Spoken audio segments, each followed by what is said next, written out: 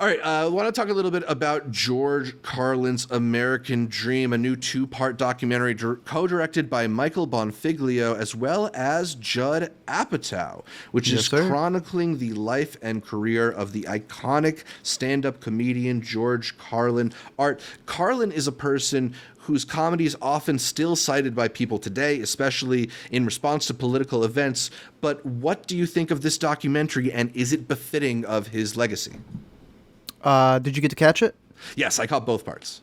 I thought it was fantastic. I think it's a good uh, looking back at the history of the man and also being able to see the history of comedy through the different things that he did. Because that first part really gets into the Carlin before he was Carlin, if that makes any sense. And I found that very fascinating because a lot of people think when you look back at an icon, oh, they just made it. This was dumb. This was always the way that they were. This is the type of comedy that they were able to put out into the world. And the fact that he started way back in the day doing stuff that you would feel the Carlin people know would be making fun of. Very, I don't want to call it corporate, but very like, day-to-day late night show. Yeah. And it was very he became fascinating. counterculture. Yeah. Exactly. He was 100% in the culture. Yeah. And just seeing his rise there and his influences and the different people that he had, all of the different anecdotes that they give you, the talking heads, bro. I know that talking heads in documentaries is usually like, either the most standard thing you could get and it could be boring. It depends who you get to come in, and it is a stacked amount of people. I'm not going to spoil everyone who comes in, but some of these people were coming in, these massive comedians, just letting it slip that they got a secret society of people who gathered together. So I could just only imagine how after the Oscars, whatever meeting they had after that and how they got together to talk about it, it's just crazy to see the ins and outs of the comedy world from probably the person who pioneered a major part of it, and just fascinating in splitting it in two parts to see how he always reinvented himself, how a lot of comedians would come in who were the younger crowd going to go make fun of him now that he's older doing the same bits, and he would just surprise them time and time again. I know there's that quote that always referenced that we've gotten to the point where the politicians come off as comedians and the comedians come off as the politicians, the people who kind of tell you the state of the world. And I've always felt that that's always applied to this man right here. So even if you don't know much about him, I think the doc does a great job of not just interweaving his story, but then also including a lot of his iconic bits.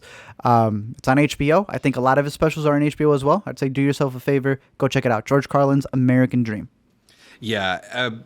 I'll spoil one of the celebrity talking heads because I think he summed it up in a really interesting way. I thought the way that Colbert talked about how Carlin continually evolved and analogizing him to the Beatles, saying that, in the beginning he was putting out Love Me Do and he was like in the tuxedo and very buttoned up, and then he put out his White Album and he was able to consistently evolve, and each phase of his career almost like a major band going through different iterations, he was able to redefine what made him so good. And I think that's primarily the reason he's been able to become so iconic, is he was so many things to so many different people, and he was so daring too in allowing himself to evolve in a way that he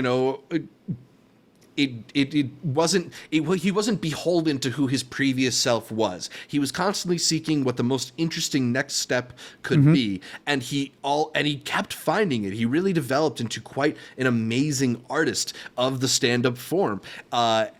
I don't know. I think this is a great documentary just in terms of how it's able to contextualize not just his comedy to the different time periods he was in, but how his comedy also was influenced by his life and his faults, his ups and downs, what impact they had on his career. I just think it's a really great piece that also has so much great material in it. Not just like iconic bits that they show, like the 7 words or the stuff bit from Carnegie Hall, but also some of the behind the scenes stuff, the notes that they show scribbled, the voice recordings that they play of unfinished bits. I just think it's a very great comprehensive look at this guy who deserves, the 4-hour treatment, not just the 2-hour documentary.